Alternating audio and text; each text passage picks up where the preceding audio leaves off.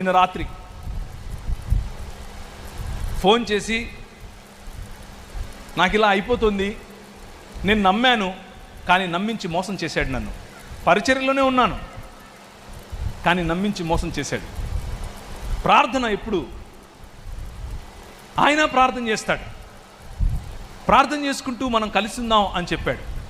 ప్రార్థన చేసుకుంటూ మనం పెళ్లి చేసుకుందాం అని చెప్పాడు. కానీ ఏమైపోయాను?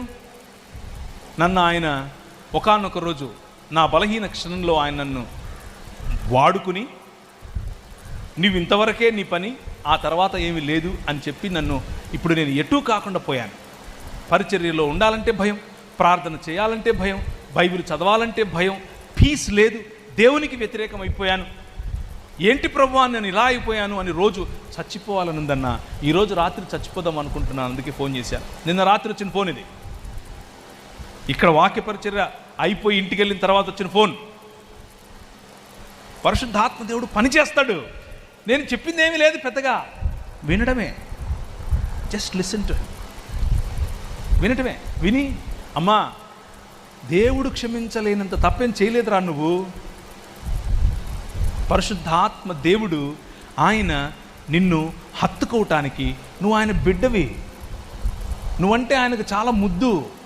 వాడెవడో కోన్ కిస్కగాడు వాడు వెళ్ళిపోయాడు, వాడి కోసం నీ జీవితం నాశనం చేసుకుంటావా? నో, దేవుని చేతికి నీ జీవితాన్ని నువ్వు ఆయన ఇంకా ఎక్కువగా వాడుకుంటాడు అని చెప్తే, అన్న నా మనసులో శాంతి, నా మనసులో ఒక సమాధానం.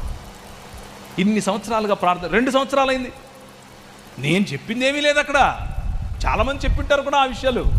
కానీ పరిశుద్ధాత్ముని మీద ఆధారపడితే, పరిశుద్ధాత్ముని నమ్మి ఆయనను ఆహ్వానిస్తే, మన ద్వారా, మన మాటల ద్వారా, మన చేతల ద్వారా, మన వైఖరి ద్వారా ప్రజల జీవితాల్లో మేలు, ప్రజల జీవితాల్లో బాగు, ప్రజల జీవితాల్లో మళ్ళీ ఆనందం తీసుకుని రావచ్చు. సాధ్యం. వైఖరి, ద డునామీస్ ఆఫ్ దిస్